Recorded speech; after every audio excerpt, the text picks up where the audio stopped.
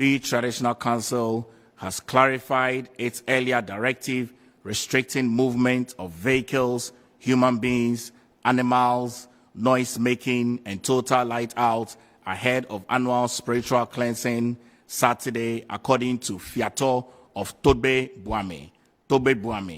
Persons who attempt to breach their customary rules will not be left off the hook. The restriction, as we stated, is not ban. When you say ban, ban is different from restriction. We restriction people like those who come around. Those maybe when the drum, we play in the drum, and any human around making noise, we will make sure we stop them from not making noise. And the drum in question doesn't like light. That is why we say at the time we playing it, the area, as and when we reach an area, there must be a light off in that area. But after the drum has passed, then the light can be on for other activities. We are not saying the whole area total light out at the start at that time. But we are saying that at that time the drum is passing, there must not be a light around. That is what we mean by the restriction. So, like a human, when you come in, you saw the people playing the drum coming along to wherever you are. You just give way for the people to pass. That is what we mean by a restriction. So we restricted them to a certain area. You shouldn't come closer to the drum. That is what we mean by restriction.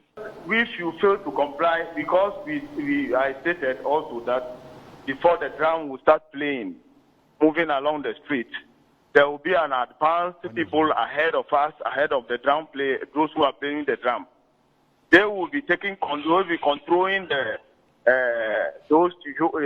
human and the vehicle as well. Those that will be coming. But when you fail to comply with our rules and regulations, I said it, and I continue to say it, that there is a custom and tradition in every town, every area, and every region. So when we are trying to perform our custom and tradition, and you trying to stop us not to perform it, maybe police are aware, all the security services are aware, and we hand you to them for not complying. If you want to create a mayhem that will cause a different thing, I will make sure that we hand you to the appropriate authorities.